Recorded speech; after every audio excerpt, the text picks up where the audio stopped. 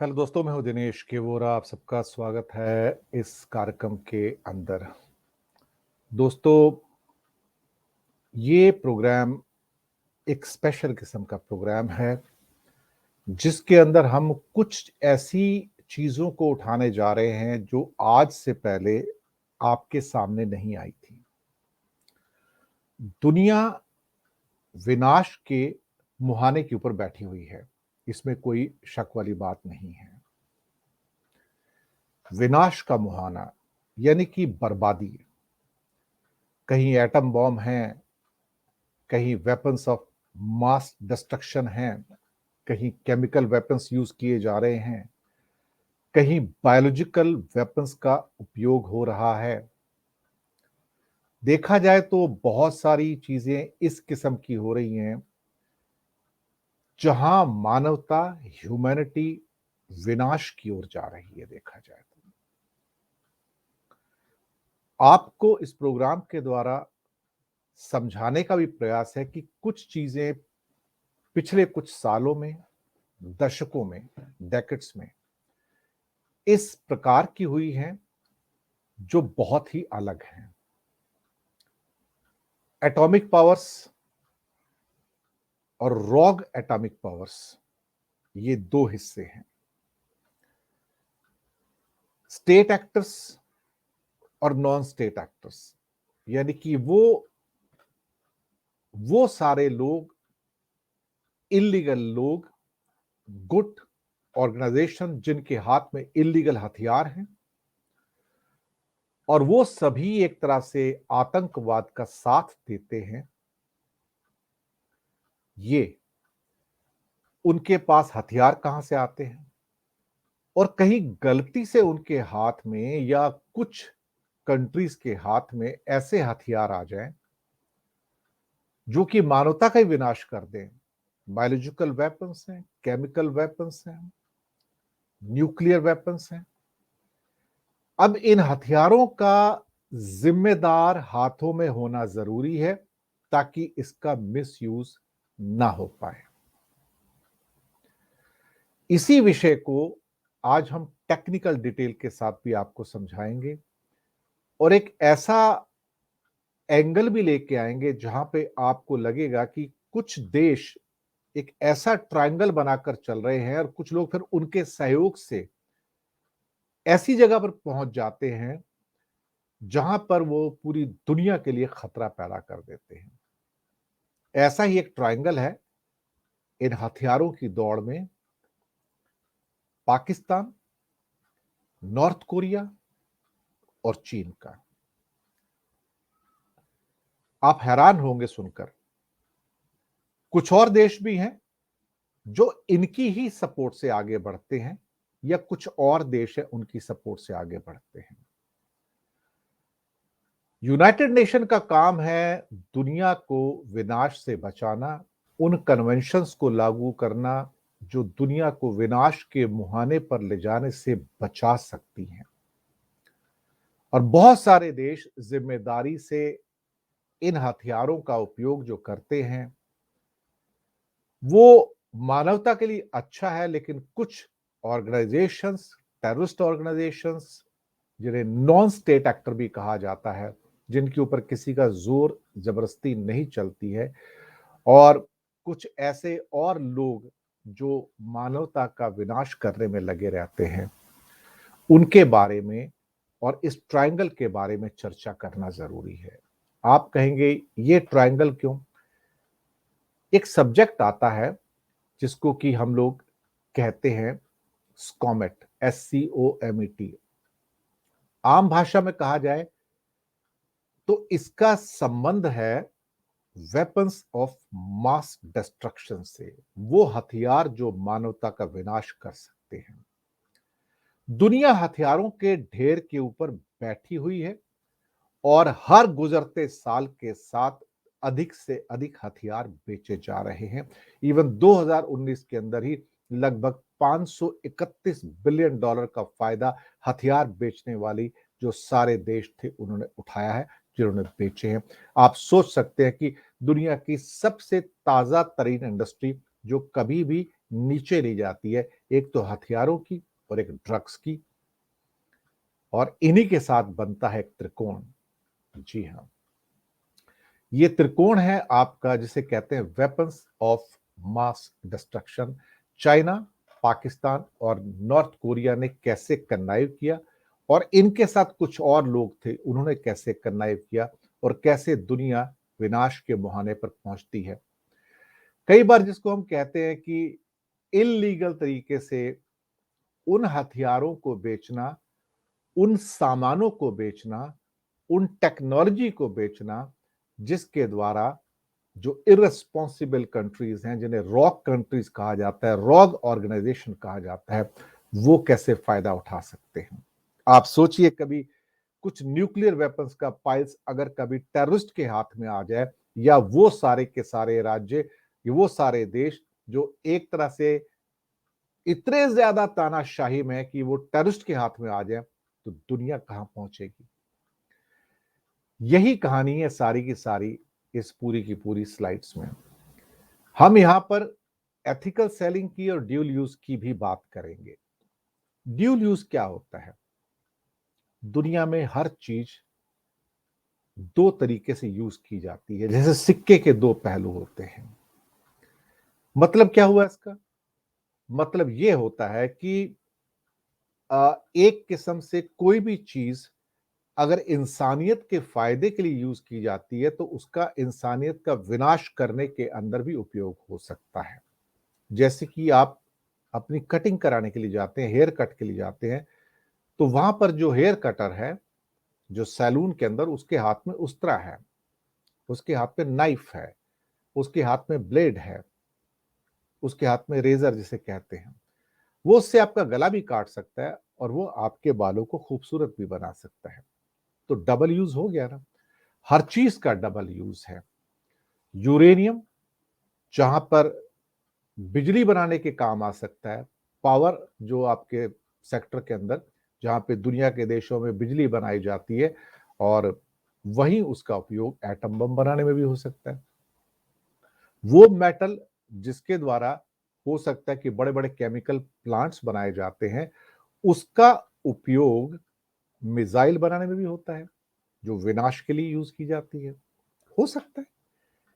तो उसका टेक्नोलॉजी जो होती है, स्पेस पे जाने के लिए भी यूज हो सकती है, और मिसाइल के अंदर भी यूज हो सकती है।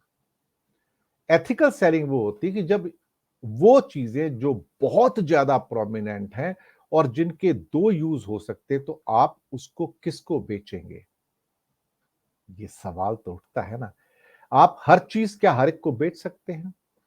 क्या एयरक्राफ्ट बनाने की टेक्निक्स एयरक्राफ्ट बनाने वाले दूसरे देशों को देते हैं? क्या अमेरिका की नासा, या कहा जाए तो चीन की या रशिया की स्पेस एजेंसी अपनी टेक्नोलॉजी किसी और को देते हैं? क्या वो अपने क्रायोजेनिक इंजन्स किसी को बेचते हैं? नहीं। क्या कोई कंट्री न्यूक्लियर बम बनाने की टेक्नोलॉजी किसी दूसरे कंट्री को देता है? नहीं देता है। जब तक वो रॉक कंट्री ना हो जाए, यानी कि टेररिस्ट कंट्री ना हो जाए, या एक दूसरे को सहयोग करके कहीं ना कहीं कुछ ऐसा करने की कोशिश करें जिसके द्वारा मानवता का विनाश हो। इसीलिए इसको एथिकल सेलिंग कहा जाता है कि दुनिया में कुछ प्रतिबंध हैं। आपके पास अगर कोई चीज है, तो आप हर एक को नहीं बेच सकते हैं। मैं आपको बताऊं, कुछ ना कुछ एक एथिकल रेस्ट्रिक्शंस हैं वहां पर, और ये रेस्ट्रिक्शंस यूनाइटेड नेशन की कन्वेंशंस में लगाई गई हैं, बहुत सोच समझ के बाद में।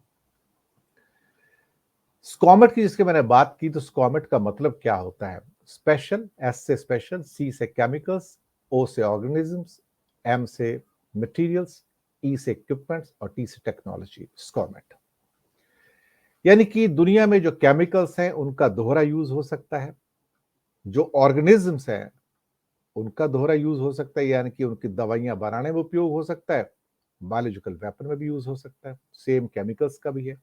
मटेरियल्स हैं, ऐसे मटेरियल्स हैं जिनका मानव के विनाश के लिए यूज हो सकता है, मानव के विकास के लिए यूज हो सकता है।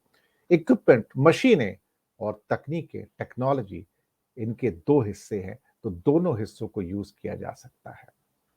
दोस्तों, भारत के अंदर भी जो भारत की जो ट्रेड पॉलिसी है उसके अंतर्गत जो भी आइटम्स ड्यूल यूज की होती हैं, जिनका प्रोमिनेंट डबल यूज हो सकता है, उनकी एक लिस्ट है यूनाइटेड नेशन के द्वारा, उनके ऊपर बेचने और खरीदने पे प्रतिबंध होते हैं। यानी कि वो आइटम्स जो होती हैं रेस्ट्रिक्टेड कैटेगरी में आती हैं, और ऐसी आइटम्स को आप, जिनको कि स्कॉमेट आइटम कहा जाता है, आप सबको बेच नहीं सकते, और सब जो उधर से बेचने वाले उनसे आप खरीद नहीं सकते। आपके ऊपर खरीदने के ऊपर भी प्रतिबंध है अगर कोई बेचना भी चाहे तो। बहुत साल पहले की बात है, यूनाइटेड नेशन के अंदर एक रेजोल्यूशन पास किया गया 1540 ऑन द प्रोलिफरेशन, यानी कि वो तकनीकें, मटेरियल्स, वो चीजें जो दुनिया का विनाश कर सकती हैं, उनके ऊपर कुछ प्रतिबंध लगाए जाएं। और उसके लिए एक लेयर्ड नॉन प्रोलिफरेशन डिफेंस की रचना की गई, यानी कि इन पर रुकावट लगानी चाहिए कहीं ना कहीं। उसके लिए ट्रीटीज बनाई गई, कन्वेंशंस बनाई गई, मल्टीलेटरल एग्रीमेंट्स किए गए, अरेंजमेंट किए गए, यूरोपियन यूनियन की और यूनाइटेड नेशन की कंट्रोल लिस्ट आई बनकर, उसमें से ग्लोबल इनिशिएटिव, अलग अलग देशों ने इनिशिएटिव लिए उस मामले में, और यूनाइटेड नेशन सिक्योरिटी काउंसिल का जो रेजोल्यूशन था 1540, ये उसकी रिक्वायरमेंट थी कहीं ना कहीं। इसी में ही देखा जाए तो 2004 की ये बात है कि 3 किस्म के वेपन्स जो थे उनके ऊपर रेस्ट्रिक्शन लगाने का फैसला किया गया। न्यूक्लियर वेपन्स, बायोलॉजिकल वेपन्स और केमिकल वेपन्स, इनको एनबीसी कहा जाता है। एन से न्यूक्लियर, बी से बायोलॉजिकल, सी से केमिकल। और चौथा पार्ट है इसका, क्योंकि अगर आपने हथियार बना लिए इसके, न्यूक्लियर हो या बायोलॉजिकल हो या केमिकल, तो उनको डिलीवर कैसे करेंगे? तो डिलीवर करने के लिए भी आपको एक व्हीकल चाहिए, उसका एक मींस चाहिए, चाहे वो मिसाइल के रूप में हो या किसी और रूप में हो, तो डिलीवरी सिस्टम भी तो चाहिए ना। तो वो डिलीवरी सिस्टम के ऊपर भी जो देखा जाए तो प्रतिबंध लगाने की बात थी। इस मामले में सिक्योरिटी काउंसिल ने सबसे पहले जो था इसको वेपन्स ऑफ मास डिस्ट्रक्शन की कैटेगरी में लेके आए, WMD जिसको कहते हैं। और ताकि इस प्रोलिफरेशन को, यानी कि इस किस्म की जो तकनीकें हैं, मटेरियल्स हैं, उनके ऊपर रुकावट डाली जाए, वो सबके पास ना चली जाए। ऐसा ना हो जाए कि पूरी दुनिया के लिए, शांति के लिए और उनकी सुरक्षा के लिए खतरा बन जाए। इसके द्वारा बहुत सारी रेस्ट्रिक्शंस आई, और वेपन ऑफ मास डिस्ट्रक्शन को देखा जाए तो ये कोशिश की गई कैसे भी करके नॉन स्टेट एक्टर्स जैसे कि टेररिस्ट होते हैं उनके हाथ में ना चली जाए। और ये फैसला 2004 में लिया गया था, आज से 17 साल पहले, दुनिया को विनाश से बचाने के लिए। दोस्तों, यहां पर जो ऐसे कानून बनाए गए खास तौर से टेररिस्ट के खिलाफ, या ये कहा जाए जो उनकी मीन्स ऑफ डिलीवरी होती हैं, उसके जो मटेरियल यूज हो सकते हैं, उसके ऊपर रिस्ट्रिक्शन लगाई गई। बॉर्डर कंट्रोल्स लगाए गए जो कि कस्टम्स के अंडर में आते हैं, कस्टम्स डिपार्टमेंट के और बाकी डिपार्टमेंट में, या बाकी लॉ एनफोर्समेंट एजेंसी है जहां पर इलिसिट ट्रैफिकिंग, जो इलीगल जो दुनिया के अंदर ट्रेड होता है, उसको रोका जाए। एक्सपोर्ट्स के ऊपर कंट्रोल लाए पाए, ट्रांसशिपमेंट के कंट्रोल्स लाए जाएं, और जो एनबीसी यानी कि न्यूक्लियर, बायोलॉजिकल और केमिकल वेपन्स की टेक्नोलॉजीज हैं, मटेरियल्स हैं, कमोडिटीज हैं, उनके ऊपर क्वालिटेटिव रिस्ट्रिक्शंस लगाई जाएं। ये जरूरी था मानवता को बचाने के लिए। तो पहली लेयर के तौर पर क्या होता है, वो ट्रीटीज बनाई गई बेसिकली, जिसके द्वारा हम एक्सपोर्ट्स के ऊपर कंट्रोल कर सकें, यानी कि ये चीज हर आदमी, हर एक को नहीं बेच सकता है। यहां पे फर्स्ट लाइन ऑफ डिफेंस निकल कर आती है, जिसको कहते हैं एनपीटी। एनपीटी आती है non proliferation of nuclear weapons, यानी कि जो न्यूक्लियर वेपन्स थे उनके जो रिलेटेड मटेरियल और टेक्नोलॉजीज थी, और बाकी जो भी मेटल्स हो सकते थे, उनको रेस्ट्रिक्टेड कैटेगरी में डाला गया, ताकि हर व्यक्ति तक ये जो न्यूक्लियर वेपन्स की जो टेक्नोलॉजीज हैं वो ना पहुंच पाए, मटेरियल्स ना पहुंच पाए। इसके अलावा बीटीडब्ल्यूसी की एक दूसरी, क्या कहते हैं कि कन्वेंशन बनाई गई, bacteriological and toxic weapons convention. इसको आमतौर पे बायोलॉजिकल वेपन कन्वेंशन भी कहा जाता है। तो इसको आप अगर देखते हैं तो आपको खुशी होगी देख के कि यहां पर बहुत हद तक दुनिया में काबू पाया गया। लेकिन 2019 में कुछ ऐसा होता है, इसके बारे में मैं बात करूंगा कि क्या वो बायोलॉजिकल वेपन के अंदर आता है, क्या उसको बायोलॉजिकल वेपन में उपयोग किया गया? जी हाँ, मैं कोरोना की बात कर रहा हूं, मैं बाद में थोड़ा सा उसके ऊपर आऊंगा। तीसरी, यानी कि ये न्यूक्लियर हो गया, बायोलॉजिकल हो गया, तीसरा जो कन्वेंशन था केमिकल वेपन कन्वेंशन, CWC। इन ट्रीटीज को इसलिए बनाया गया कि ये सिर्फ स्टेट्स के पास रहना चाहिए, नॉन स्टेट के पास नहीं जाना चाहिए, यानी कि टेररिस्ट के पास ये चीजें कभी नहीं पहुंचनी चाहिए, ताकि वो उसका उपयोग आम जनता के खिलाफ, मानवता के खिलाफ, ह्यूमैनिटी के खिलाफ ना कर पाए कभी। सेकंड लेयर के अंदर कुछ कंट्रोल एग्री अरेंजमेंट आते हैं, मल्टीलेटरल, अलग अलग देशों के कंट्रोल अरेंजमेंट आते हैं। इनमें से ये अरेंजमेंट जो है ये इसलिए बनाए गए हैं कि ये वो देश होते हैं जिनके पास इस किस्म की टेक्नोलॉजी और मटेरियल्स अवेलेबल हैं, लेकिन वो सबको बेच नहीं सकते हैं। इसमें चार मेजर चीजें आती हैं। वेसेनर एग्रीमेंट है, न्यूक्लियर सप्लाईज ग्रुप है, ऑस्ट्रेलिया ग्रुप है, और मिसाइल टेक्नोलॉजी कंट्रोल रजीम है।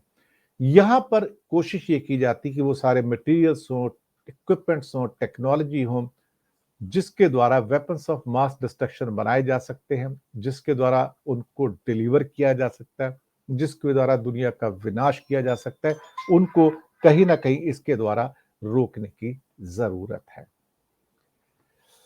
अब यहां पर देखा जाए तो थोड़ा सा लगता है कि अरेंजमेंट थोड़ा बिगड़ गया है, मुझे लगता है, लेकिन मैं आपको एक्सप्लेन करूंगा। सबसे पहले चार जो ट्रीटी दी गई हैं, मिसाइल टेक्नोलॉजी कंट्रोल रजीम जो है 1987 के अंदर आई थी। मकसद क्या था? मकसद ये था कि मिसाइल जो हथियारों को लेके जाती है या उसके ऊपर कुछ बॉम्ब्स वगैरह फिट किए जाते हैं, उसकी टेक्नोलॉजी के ऊपर कंट्रोल रहना चाहिए, और हर कंट्री जो है मिसाइल्स का निर्माण ना कर सके, इसका प्रयास किया जाना चाहिए। उन टेक्नोलॉजीज को, उन मटेरियल्स को रोका जाना चाहिए। बहुत सारे उसमें मेटल्स वगैरह होते हैं। मिसाइल्स के अंदर जब बहुत तेज गति से जाती हैं, ये स्पेस टेक्नोलॉजी है देखा जाए तो। यहाँ पर जैसे कि सपोज करो कुछ मेटल्स हैं, आमतौर पे कहा जाता है जो स्टील जो होता है वो 1000-1200 डिग्री के ऊपर मेल्टिंग पॉइंट हो जाता है, लेकिन मिसाइल्स तेज गति से जाती हैं, स्पेस क्राफ्ट भी उसी से बनते हैं। उसी के अंदर आपके क्या कहते हैं सैटेलाइट पड़े रहते हैं, उनको बचाना होता है गर्मी से बाहर, क्योंकि जब मिसाइल उड़ती है तो हवा के साथ जैसे फ्रिक्शन होता है तो उसका टेम्परेचर बढ़ता है। तो आपको यहाँ पर जो मेटल्स चाहिए वो इस किस्म के मेटल चाहिए होते हैं जो 4000, 5000, 6000 डिग्री टेम्परेचर के ऊपर भी मेल्ट ना हो। आप सोचिए, नॉर्मल जो वो स्टील है वो 1000-1200 डिग्री पे मेल्ट हो जाता है, और ये स्टील जो है 5000-6000 डिग्री तक मेल्ट नहीं होता है। आप सोचिए, क्या ये मेटल स्पेशल मेटल नहीं होगा? क्या इसको हर कोई बना सकता है? क्या हर एक के पास ये टेक्नोलॉजी है? और अगर कोई इसको बना सकता है तो क्या वो हर एक को बेच सकता है? नहीं। तो वो मिसाइल टेक्नोलॉजी कंट्रोल रजीम के अंदर ये है। भारत 2016 के अंदर इसका पार्ट बन गया था। कुल मिला के 35 कंट्री है जो इसके पार्ट्स हैं दुनिया के अंदर। दूसरा आता है न्यूक्लियर सप्लाईज ग्रुप, 1975 में बना था। ये इन सब के पास न्यूक्लियर गुड्स और टेक्नोलॉजी जो है, न्यूक्लियर वेपन्स की या न्यूक्लियर आप एनर्जी बनाने की टेक्नोलॉजी है, क्योंकि न्यूक्लियर एनर्जी बना सकता है वो उसका न्यूक्लियर बॉम्ब भी बना सकता है।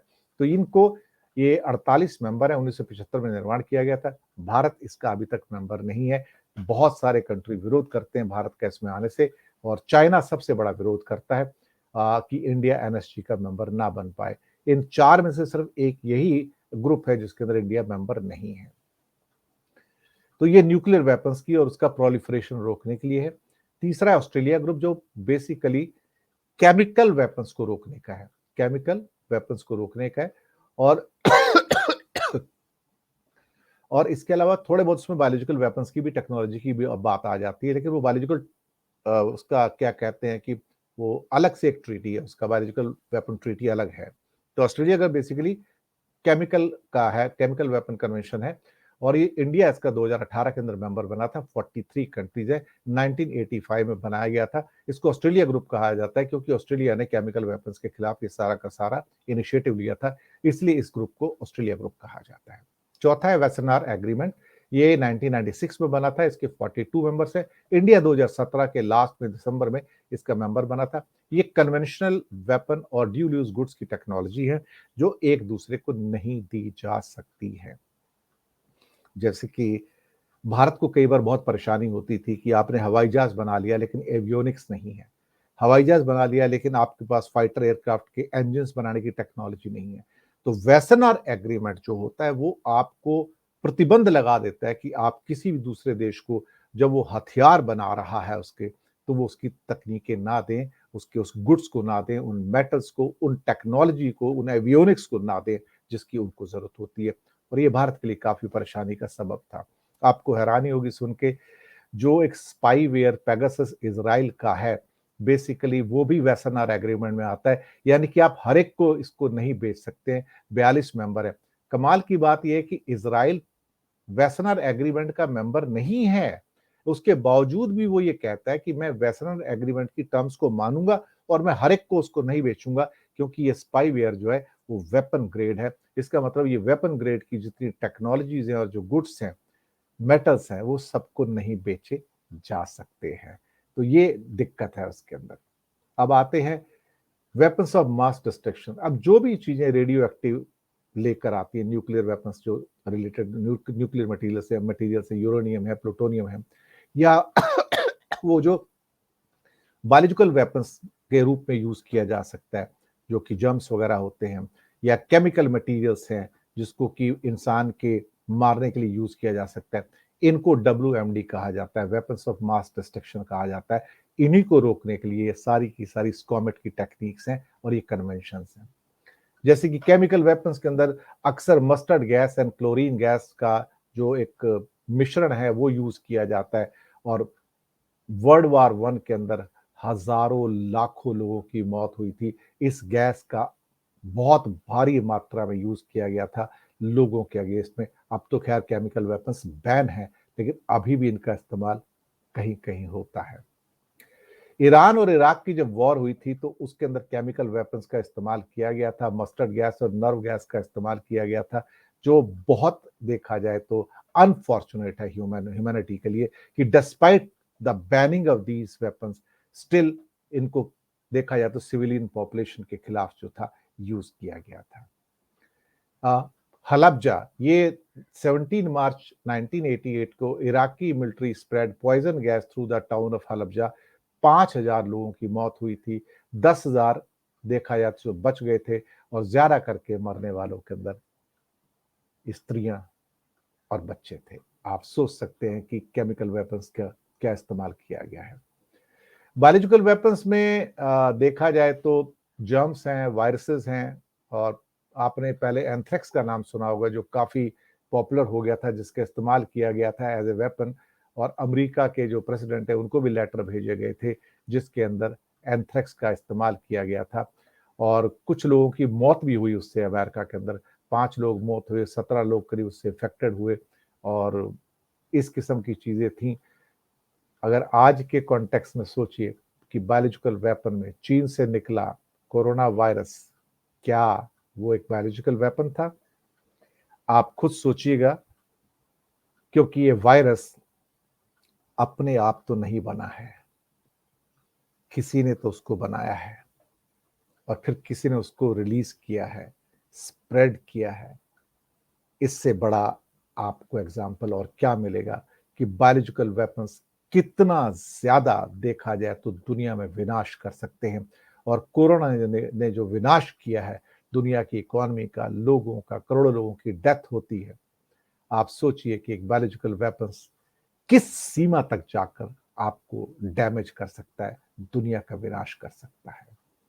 न्यूक्लियर वेपन्स, यस, आपने देखा हिरोशिमा नागासाकी के अंदर उन्होंने कितना विनाश किया है, और कितनी इसमें बहुत सारे लोग, जब मैंने शुरुआत में बात की थी चीन की, नॉर्थ कोरिया की और पाकिस्तान की, ये ट्रायंगल कैसे विनाश का कारक बनता है। इसमें AQ खान जो कि बेसिकली पाकिस्तान के न्यूक्लियर साइंटिस्ट थे, कैसे उन्होंने देखा जाए तो ये सारी की सारी न्यूक्लियर टेक्नोलॉजी को एक कंट्री से दूसरे कंट्री में उन्होंने ले जाने में मदद की। यही वो शख्सियत थे जिन्होंने नॉर्थ कोरिया, ईरान और लीबिया को ये टेक्नोलॉजी दी थी, और इस बात को उन्होंने कॉन्फेस किया था एक टेलीवाइज्ड एड्रेस के अंदर। जी हाँ, फरवरी 2004 को। और इंटरनेशनल एटॉमिक एनर्जी एजेंसी जो है, उन्होंने खास तौर से AQ खान की जो एक्टिविटीज थी, उसे कहा था कि it's sophisticated network of black marketeers associated with him as the most serious case of nuclear proliferation in the recent times. दरअसल यहां से पाकिस्तान जो अपनी न्यूक्लियर टेक्नोलॉजी, जो कि कई बार शक शुबा होता था कि उसकी चाइना ने मदद की है और उन्होंने उसको ईरान, नॉर्थ कोरिया और लीबिया तक पहुंचाने में मदद की, ये बात खुद AQ खान ने अपने टेलीवाइज एड्रेस में स्वीकार की थी। तो इसलिए लीबिया के और अभी जो ईरान के जो न्यूक्लियर प्रोग्राम्स हैं, जिनके ऊपर अमेरिका ने भी प्रतिबंध लगाया हुआ है, और नॉर्थ कोरिया पे भी, उन्होंने भी, दोनों ने अपने न्यूक्लियर वेपन्स जो है डेवलप कर लिए हैं। ये सारी की सारी जो कारस्तानी थी, ये जो कन्नाइवेंस थी पाकिस्तान की, जो देखा जाए तो नॉर्थ कोरिया के साथ थी। नॉर्थ कोरिया ने क्या दिया अल्टीमेटली पाकिस्तान को? मिसाइल सिस्टम्स दिए, मैं आपको बताता हूं, और इराक को भी उन्होंने दिए इस मामले में। यहां पर देखा जाए तो एक यूरेनियम का एक एनरिचमेंट एक पार्ट्स थे। Malaysian firm won a contract to produce the ship various parts to customer in Dubai. आप सोचिएगा, अब यहां होता क्या है कि कुछ फैसिलिटीज को एस्टेब्लिश करने के लिए उन्होंने कुछ मटेरियल्स और इक्विपमेंट हैं as dimensional inspection machines from Japan and machine tools from Europe. These parts were components for gas centrifuges actually destined for Libya for uranium enrichment. आप सोचिएगा कि इस किस्म की मशीनें जो इलीगली जापान से प्रोक्योर की गई किसी और कारण से, क्योंकि दो जगह यूज हो सकती है, अच्छे काम के लिए और बुरे काम के लिए भी, वहां से इसको लीबिया जाने का बंदोबस्त किया गया और एनफोर्समेंट ऑफिसर्स ने इसको दुनिया में सीज किया था। तो यूरेनियम का जो एनरिच प्लांट, उसको कुछ और बताकर सप्लाई किया जा रहा था। बहुत सारी चीजें हैं। The companies reported to have supplied Libya uranium enrichment gas centrifuge parts को इन्होंने वहां पर भेजा था। ये इस किस्म का होता है जो आपके सामने फोटोग्राफ दिया गया है। ऐसा ही एक और केस होता है पाकिस्तान से रिलेटेड का। स्पार्क गैप्स नाम का एक पार्ट होता है जो दिखने में सिर्फ ऐसा लगेगा जैसे कि कोई मेडिकल का कोई टेप वगैरह होता है। और ये जो शख्स थे, इनका नाम था अशर करनी, ये पाकिस्तानी नेशनल जो थे, और एक Parkland PME Pakistani company float की गई और उन्होंने एक साउथ अफ्रीका की कंपनी टॉप कैप, उनसे कहा गया कि हमको स्पार्क कैप्स चाहिए, 100 से 400 पीसेस चाहिए। इसके लिए अशर करनी ने एक इंटरमीडियरी, एक ऐसे शख्स का यूज किया जो पाकिस्तान से रिलेटेड था, लेकिन उस साउथ अफ्रीका की उस फर्म से रिलेटेड भी था जो उस किस्म के स्पार्क गैप्स बनाते थे जिसको न्यूक्लियर प्लांट्स में यूज किया जाता है। उन्होंने इसको मेडिकल यूज के कुछ इंस्ट्रूमेंट बताए कि ये मेडिकल के ट्रीटमेंट के लिए, पेशेंट्स के लिए है, और करनी ने exported the switches to Pakistan via Dubai. उन्होंने बंदोबस्त करके वहां से, साउथ अफ्रीका से इसको वहां पर भिजवाया, वाया दुबई करके पाकिस्तान भिजवाया, और इसको साइंटिफिक इक्विपमेंट डिक्लेयर किया गया। सितंबर 14, 2004 की बात थी जब अशर करनी ने फॉरेन की कोर्ट्स के अंदर जहां पकड़े गए थे, वहां पे उन्होंने इस बात को कबूला कि हाँ, न्यूक्लियर रिलेटेड जो इक्विपमेंट्स है उसको पाकिस्तान तक पहुंचाने में उन्होंने मदद की है और इलीगल तरीके से उन्होंने नकली फॉर्म्स के द्वारा उनको हासिल किया है। तो नॉर्थ कोरिया और लिबिया, यानी कि proliferation of missile development capabilities, Indian customs ने भी बहुत बार छापे मारकर कुछ चीजें ऐसी पकड़ी हैं। कई क्रेट्स ऐसे पकड़े हैं, कंटेनर्स फुल पकड़े हैं जिसको डिक्लेयर कुछ और किया गया था, लेकिन उसके अंदर स्कड मिसाइल्स थी बेसिकली, जो इराक भेजी जा रही थी खास तौर से, या लीबिया भी भेजी जा रही थी। और इस किस्म के कंटेनर्स बहुत कंट्रीज के अंदर कैच किए गए हैं एनफोर्समेंट एजेंसीज के द्वारा। एक ऐसा ही देखा जाए तो टेररिस्ट ग्रुप था पुराना, एक ओम श्रिंकियो, उन्होंने भी केमिकल और बायोलॉजिकल वेपन्स जो थे उनका इस्तेमाल यहां पर किया था। और यहां पर मैं इस पार्ट को समाप्त करूंगा आपके मकसद के लिए। कहने का मतलब यहां पर क्या है? कहने का मतलब यहां पर यह है कि मैं आपको ये समझाने की कोशिश कर रहा हूं कि एक ट्रायंगल बना हुआ है दुनिया में, नॉर्थ कोरिया का, चाइना का और पाकिस्तान का, जिसके द्वारा इस किस्म के मटेरियल्स और टेक्नोलॉजीज का आपस में सप्लाई करना होता है। नॉर्थ कोरिया के पास कैसे न्यूक्लियर टेक्नोलॉजी आती है? चाइना से आती है। मिसाइल टेक्नोलॉजी होती है। पाकिस्तान ने एक्टिवली उसको जो जो खास तौर से न्यूक्लियर टेक्नोलॉजी है वो नॉर्थ कोरिया को सप्लाई की है। मिसाइल टेक्नोलॉजी फिर नॉर्थ कोरिया ने पाकिस्तान को सप्लाई की। पाकिस्तान ने ही न्यूक्लियर टेक्नोलॉजी जो है वो आपके लीबिया को और साथ में ईरान को सप्लाई की है। नॉर्थ कोरिया ने जो मिसाइल टेक्नोलॉजी है वो आपकी बहुत सारे कंट्री में सप्लाई की है। चाइना इसके बीच में एक मेन धुरी रहा है कि जो हमेशा इस किस्म का जो इलीगल जो ट्रांसफर ऑफ टेक्नोलॉजी और जो मेटल है वो हमेशा उसका सेंटर ऑफ क्या कहते हैं सेंटर ऑफ अट्रैक्शन रहा है। खासतौर से नॉर्थ कोरिया के साथ चाइना बहुत ही क्लोज है और एक तरह से देखा जाए तो नॉर्थ कोरिया को रियल टर्म्स में कंट्रोल करने वाला चाइना ही है। कहने को वहां मिस्टर किम है, लेकिन देखा जाए तो he is a planted man of China और इसलिए चाइना के साथ उनके संबंध आपस में अच्छे हैं, लोगों का आना जाना भी वहां पर लगा रहता है। तो नॉर्थ कोरिया एक बहुत बड़ा रॉक कंट्री है जिसके पास न्यूक्लियर वेपन्स हैं, मिसाइल सिस्टम्स हैं। ये सब चाइना और पाकिस्तान की हेल्प से आए हैं। खासतौर से न्यूक्लियर सिस्टम जो है वो जहां तक अंदेशा है कि एक AQ खान जो थे पाकिस्तान के, उनका तो कहना भी था कि हमने नॉर्थ कोरिया को सप्लाई किया और उसके बाद उसको फिर एनरिच किया गया। तो तरह तरह के इक्विपमेंट्स, मेटल्स, टेक्नोलॉजी या छोटे छोटे जो यंत्र आते हैं जो लैब्स में काम किए जाते हैं, जो न्यूक्लियर लैब्स में काम किए जाते हैं, उनको हर कोई बना नहीं सकता, उनके पास टेक्नोलॉजी नहीं है बनाने की, हर कोई बेच नहीं सकता। तो आप सोचिए कि जितनी भी यूनाइटेड नेशन की जो कन्वेंशंस हैं ये इसीलिए तो बनाई गई थी कि जो मास जो एक डिस्ट्रक्शन है उसको रोका जाए, इसलिए इनको वेपन्स ऑफ मास डिस्ट्रक्शन भी कहा जाता है। दोस्तों, मकसद इस प्रोग्राम का ये है कि दुनिया जब विनाश के मुहाने पे बैठी है और सबके पास हथियार हैं और जो टेररिस्ट हैं उनके पास हथियार पहुंचते जा रहे हैं और पाकिस्तान जैसे कंट्री और चाइना और खास तौर से देखा या नॉर्थ कोरिया जैसे कंट्री जब न्यूक्लियर वेपन्स बनाते हैं और गलती से अगर वो किसी ऐसे हाथ में पहुंच जाएं जो कि टेररिस्ट ऑर्गेनाइजेशन हैं, आज पूरी दुनिया में इस ढंग की ऑर्गेनाइजेशन हैं, आप सोचिए विनाश होने में ज्यादा देर नहीं लगेगी, क्योंकि एक न्यूक्लियर वेपन से लाखों करोड़ों लोग एक ही स्ट्रोक के अंदर खत्म हो जाएंगे। आप सोचिए क्या यूनाइटेड नेशन के द्वारा इनके ऊपर प्रतिबंध लगाना ठीक है? और ये जो कंट्री है खास तौर से नॉर्थ कोरिया और पाकिस्तान और चाइना का जो ट्रायंगल है, एक विनाशकारी ट्रायंगल है, इसके ऊपर प्रतिबंध लगने भी जरूरी है। और चाइना की अभी जो विस्तारवादी नीतियां हैं, जो एक्सपेंशनिस्ट रिजीम है, उसको रोकना भी बहुत जरूरी है। और शायद ये कारण भी है कि उसके बारे में रशिया को भी चिंता होती है, अमेरिका को भी चिंता होती है, भारत को भी चिंता होती है, जितने भी न्यूक्लियर पावर रेस्पॉन्सिबल नेशंस हैं उन सबको चिंता होती है। लेकिन पाकिस्तान से कब कोई एक न्यूक्लियर वेपन चल जाए या फिर नॉर्थ कोरिया से कब कोई न्यूक्लियर वेपन चल जाए, इसका कोई भरोसा नहीं है, कोई भी भरोसा नहीं है, क्योंकि ये एक तरह से रेस्पॉन्सिबल नेशन ही नहीं है। मैं आपको बताऊं, चाइना एक बार फिर से थोड़ा बहुत रिस्ट्रिक्ट कर पाएगा, लेकिन वो भी न्यूक्लियर पाइल्स अपना लगातार बढ़ाता जा रहा है। पर हां, जरूरत पड़ी तो चाइना भी यूज करने से हिचकेगा नहीं, इसलिए मैं चाइना को भी उस हिसाब से एक रेस्पॉन्सिबल नेशन इस मामले में नहीं मानता हूं।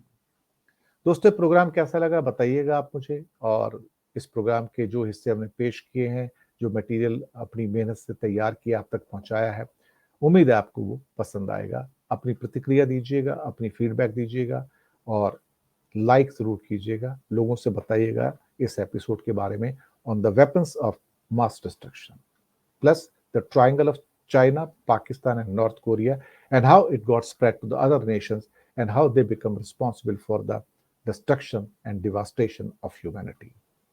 शुक्रिया आपका बहुत।